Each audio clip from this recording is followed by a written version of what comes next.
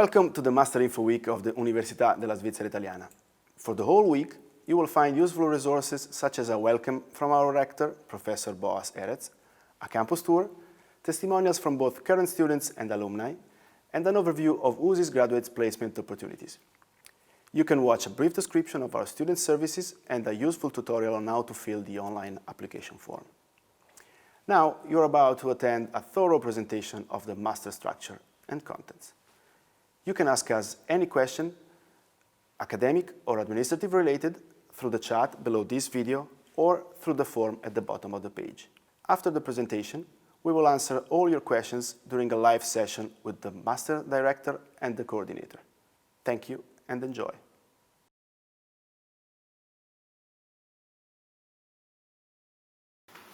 Hello, benvenuto, and good afternoon to the presentation. Welcome to the presentation of the program Communication Management in Health. Let me just start by saying that these are very strange circumstances for you, first of all, as well as for us, who now have to talk to a screen instead of talking directly to you. We're seeing your faces actually and also thinking about your questions. Now we can't change that, so let's do the best out of this. And what I'm going to do over the next 12 minutes is actually to give you a short overview of what this program is about, what we have in mind about our experience with students who actually attended the program and got their degree in this program. And I will start this presentation by referring to the history of this discipline. Look, communication in the field of health has become actually nowadays a very prominent topic. Although I have to say this is a very new development. There is in some countries a long tradition of health communication. If you think about the most famous medical schools such as Harvard University, Johns Hopkins University, or Stanford University or Northwestern University, which is close to Chicago, they all have actually within the medical school a center of health communication. Why is that the case? Well, simply because these faculties and medical schools realize that communication is essential to any kind of health factor.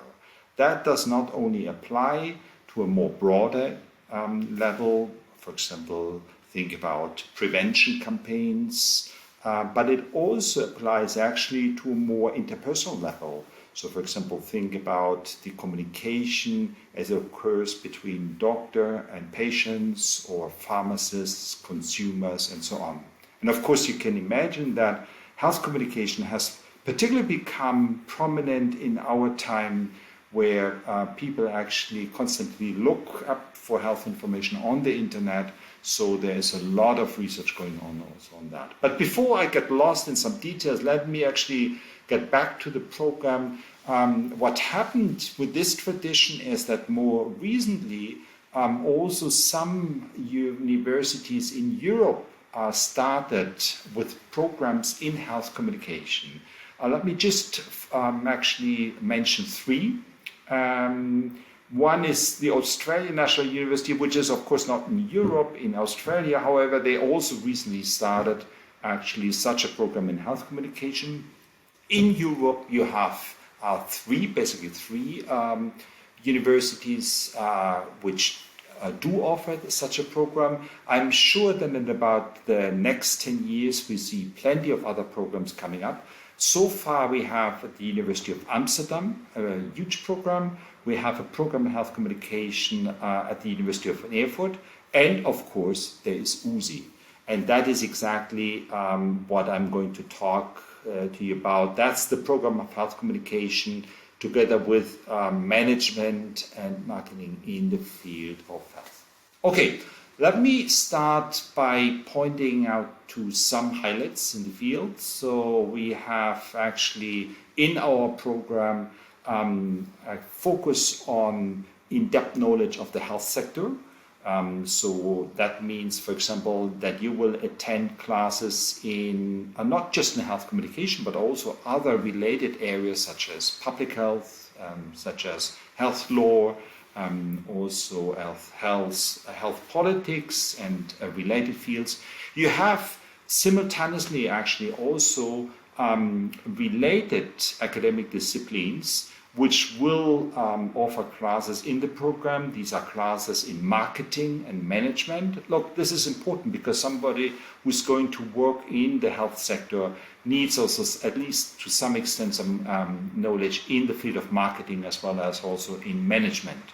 And what also matters in our program, we are very eager to make sure that our students not only get educated according to high academic standards, but in the same time that they also have a chance to start working already with in industry with other entrepreneurs and also health promotion institutes, for example, while they are still students. So I come back to that in 1 second. Here is the overall structure of the program. So in the first semester, you will start with a focus on health communication. There are several classes taught in this respect.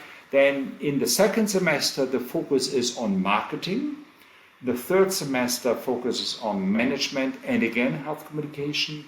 And the fourth semester is the semester where indeed you write your master thesis, but on top of that, you also will start working in small groups with industries in the health sector, such as, for example, Novartis or Health Promotion Switzerland or local institutions here in Ticino or whatsoever.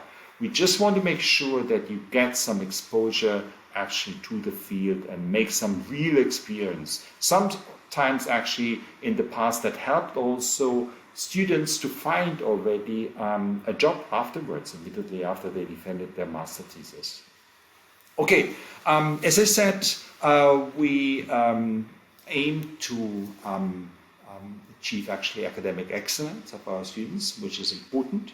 Health communication is, of course, the main focus.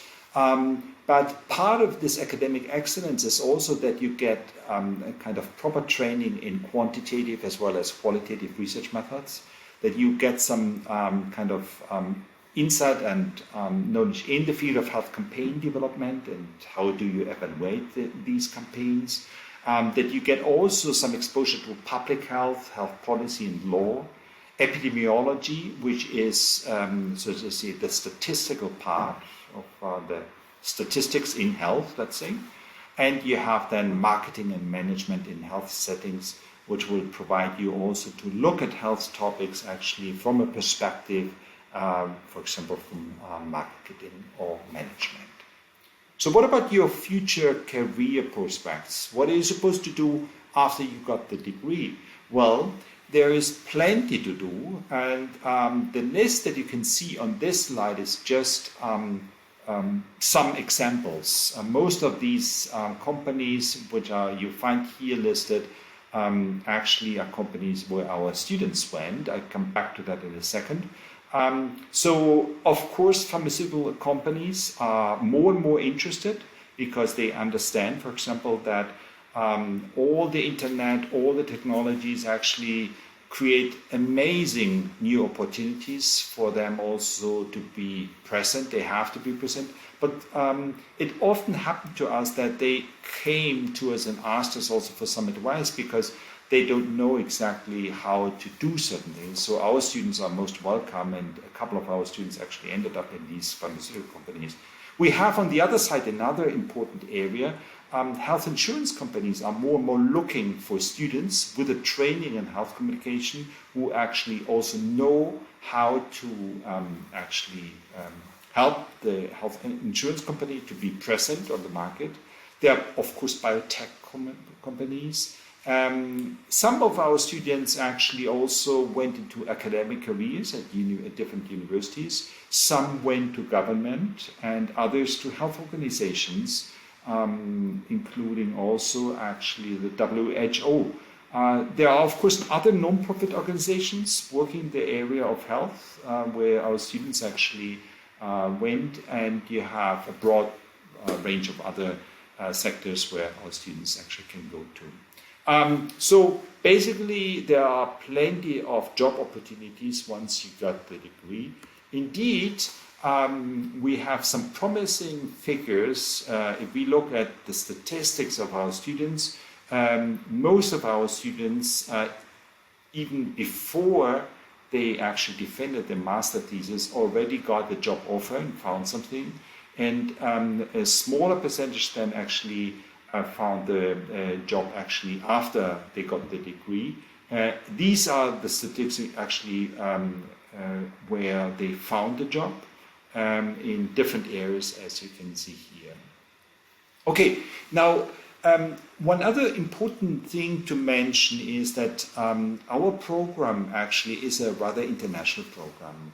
So we got and still get applicants from all over the world, from Asia, from North America, from Latin America, from Europe, from Africa, from Italy, from Switzerland, from Middle East, so basically actually from many parts.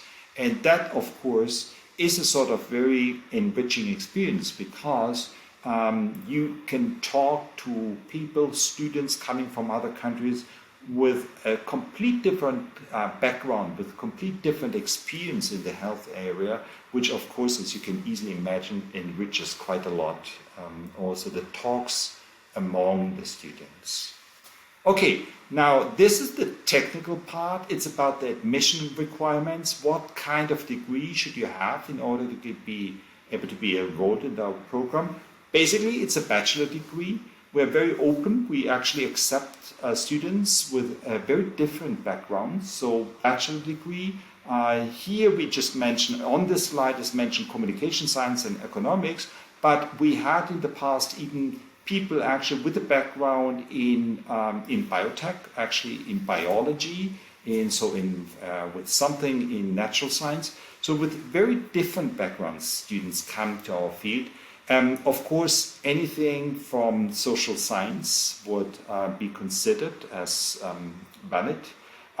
So here we are pretty open because the idea is as long as the student got their bachelor degree in one area, we will actually train them and to bring them and make them familiar with the knowledge actually that is required for somebody who gets health communication degree. Some other point is exactly about the English requirement, which is B2. That goes back to the rule of the university, and you are supposed to achieve a C1 level by the end of the program, and you can always actually attend the language course. So this never actually turned out to be a very serious issue. Most of the students actually are already at the point where they perhaps need some fresher, but not really something completely new from scratch. Good. Here's a list of our partners. Partners, as you can see, pharmaceutical industries, just to mention Novartis. You have institutions in the area of health promotion, as here the Health Promotion Switzerland. You have associations in the field of oncology, in different areas actually of medicine and health, and many of these institutions that actually are looking forward to working together with people with a sound understanding of what communication is and how this can be brought to the broad area of health. To conclude, the university offers a couple of grants, as you can see, 60 one-off study grants of the amount of 4,000 francs. As you can see, actually the fees are 4,000 per semester, 2,000 for those who come or who got actually their high school degree in Switzerland. And the grants that you can apply for will be distributed according to your merit of the academic degree that gives access to the master program. Now, one other thing that you should keep in mind is the deadline. You should actually apply by end of May to the master program. And with respect to the USI scholarship, you should also send your application and file in your application by 31st of July. That is our website where you can find more information. Now, I'm looking forward to discuss with you open questions. Feel free to ask any sort of questions. And together with Teresa Cafaro, who's the program coordinator, I'm most happy to take your questions, to respond to anything that you're going to ask us in a moment in the chat room. Thanks for your patience, thanks for listening, and I hope to see you soon in a moment in the program. Welcome back. Thanks for watching the presentation of the Master of Science in Communication Management and Health. Here with me to answer all your questions, the director of the program, Professor Peter Schultz, and the coordinator of the program, Teresa Cafaro, joining us via Microsoft Teams. So you've been introduced very thoroughly to the program by the presentation, and let's go check the questions you sent us through the live chat. I remember you that you can send us questions via either the chat live under this video or through the form at the bottom of the page. The form will stay online for a couple of weeks, so keep sending in questions even after this live session is over. If you want to interact immediately, use the live chat, which is easier and faster for us. So Serge is asking, telling us good afternoon first, and then will I have access to job in the health sector only with this program? Professor? Well, welcome to the presentation. Thanks for your time and for your interest. To the question, actually, we tried from the very beginning when we set up the program to make sure that students get a good academic skills actually during the 2 years program. And of course there are a couple of classes in health, but the program is not too specific, meaning that they can easily find also jobs outside the health sector. Being specialized in the health sector is a kind of chance, but and particularly when you look for a job, for example, in Switzerland, because there are many job opportunities. But we have also former graduates from our program who worked in a complete different area. The training they got in our program was good and actually qualified them also for other jobs outside the health sector. So the answer, the short answer to the question is no, you actually will get a good degree, but that would also help you to find job outside from health communication. Okay, thanks. Then Greta, through the chat, 2 questions. The first is about the English certificate, the B2 English certificate that is required in order to be eligible for the program. She's saying that, of course, because of this coronavirus situation, it's difficult to take the exam because certification centers are closed. And she's asking, what can I do? So, Teresa, what can we tell this student? So, thank you, Greta, for the question. She has extended the deadlines to submit the English certificate. So the new deadline is end of December 2020. But if you want, you can also check the TOEFL Home Edition in case you would like to have your official test score before the start of the semester. Okay, thanks. And the second question, again from Greta, is another administrative question. She wants a little bit of clarifications on the deadline. She's saying that she's from South America and it's not very clear for her if the deadline is either the end of May or July. Teresa, again. So if you need a visa, then you have to apply before the end of May. so that we have enough time to evaluate your application, and also you have enough time to prepare the visa application process. Thank you. Now, through the form, we received a question from Jonathan. He wants to know a little bit more about what kind of field project and, in general, hands-on opportunities are there during this 2 years master degree. Okay, so just to give you a brief idea of what the FIE Project is about, the FIE Project is actually a great opportunity for students in the 4th semester to work with companies. It's kind of a job they do. They work for a certain period, and what they do basically is to develop a project. Now, which were our partners in the past? Quite a very different range of, broad range of partners. Just to mention one example that might illustrate you and give you some idea about what our students are doing in this FIE project. So we had Novartis, a huge pharmaceutical company, coming to us, asking us for the following problem. So can your students advise us how we should actually run a campaign on the internet for not a specific medication, but it was actually a sort of campaign that was more related to Novartis at all.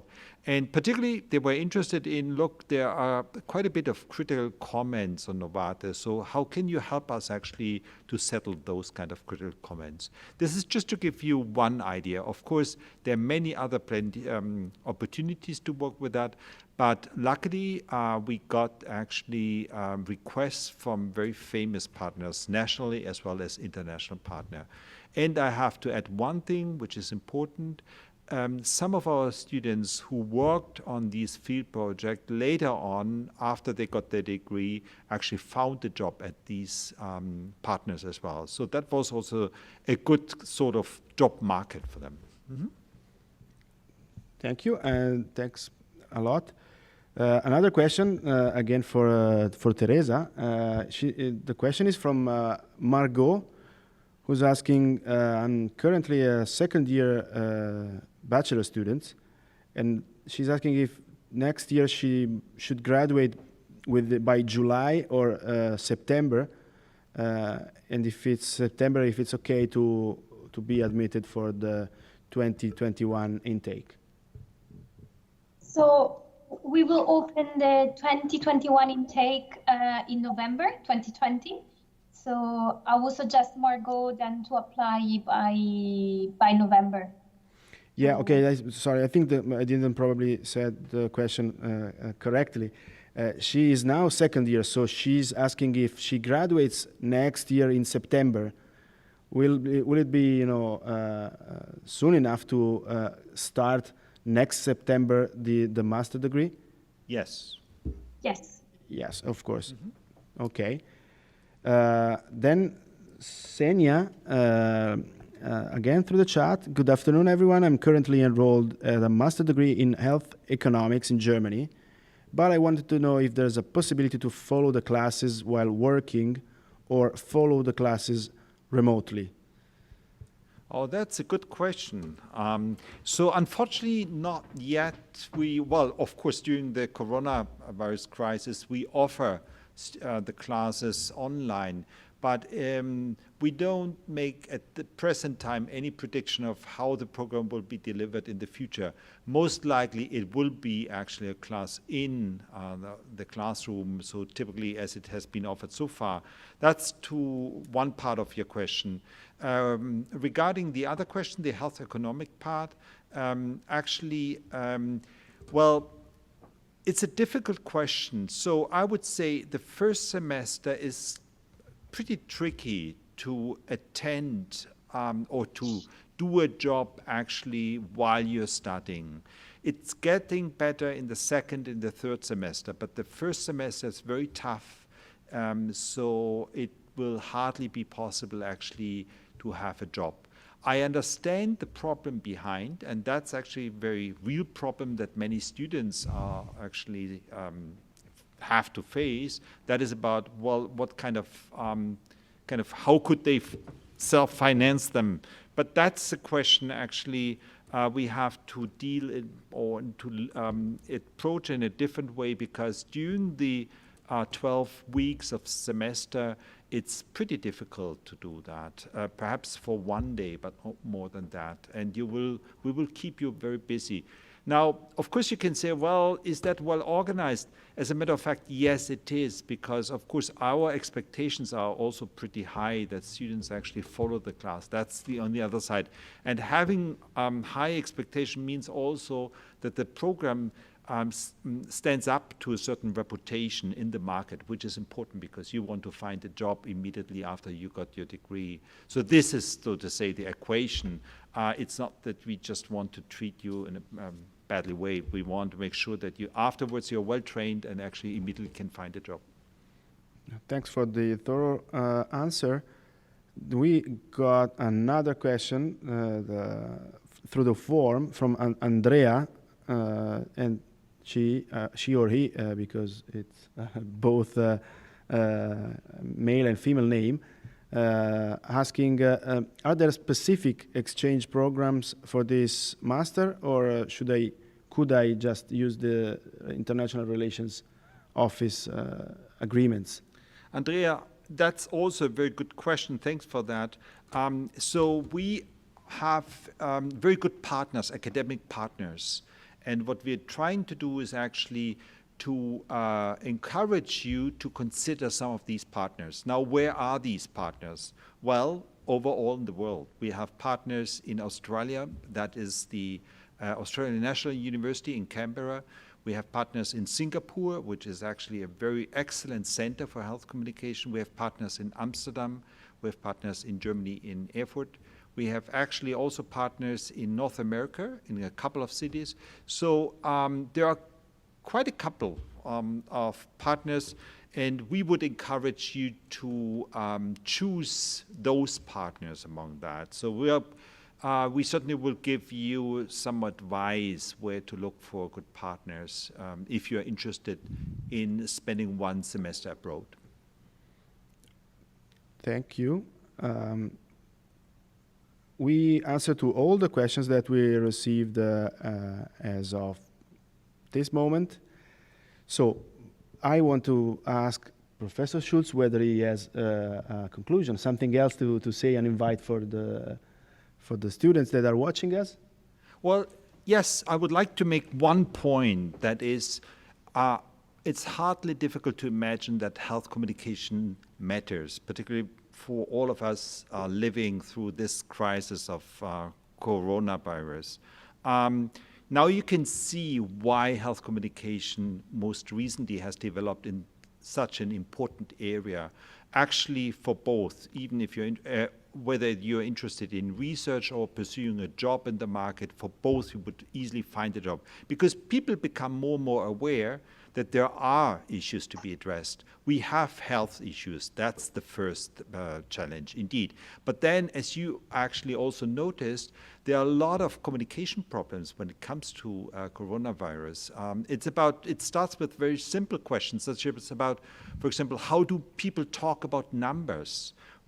We are exposed to a lot of kind of opposed or actually sometimes even misleading figures. So how do you talk about that? How can you make sure that people trust in the government, and so on and so forth?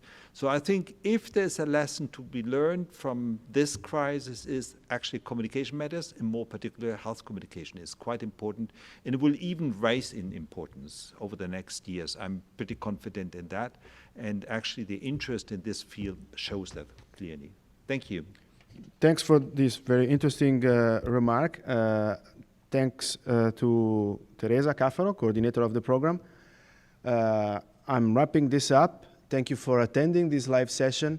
I hope the director, Professor Schultz, and Teresa helped you, make up your mind, solve the doubts you had, and hopefully we will see you all here in September in class or remotely for classes, but here in Lugano at USI attending this interesting master. So again, goodbye. Thanks to our guests, and see you soon. Bye. Bye. Bye-bye.